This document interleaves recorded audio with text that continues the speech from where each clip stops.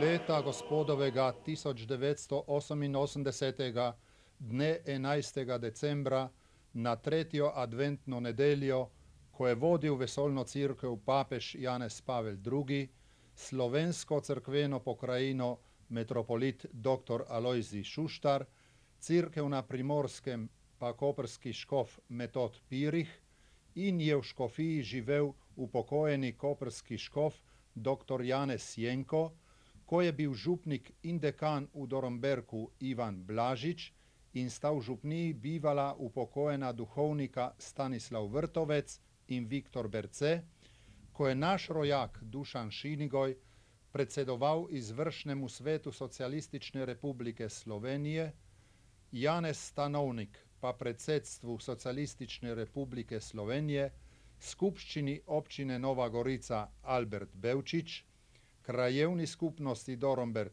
Mitja Šinigoj, smo se zbrali, blagoslovili in položili temeljni kamen za obnovitev in povečanje župnijske cerkve svetega Danijela v Dornberku. Za ta korak smo se odločili po večletnem posvetovanju članov župnijskega sveta z raznimi strokovnjaki. Cerkev je bila potrebna temeljitega popravila, ker je strop ogrožal vernike. Ob razmišljanju, kako učinkovito rešiti problem, je dozorela odločitev, da bi ob tej priliki povečali župnijsko cerkev in tako pridobili več potrebnega prostora za bogoslužje. Projekt smo zaupali diplomiranemu inženirju arhitekture Francetu Kvaterniku, statiko diplomiranemu inženirju gradbeništva Danilu Magajni in diplomiranemu inženirju gradbeništva Matjažu Karlovšku.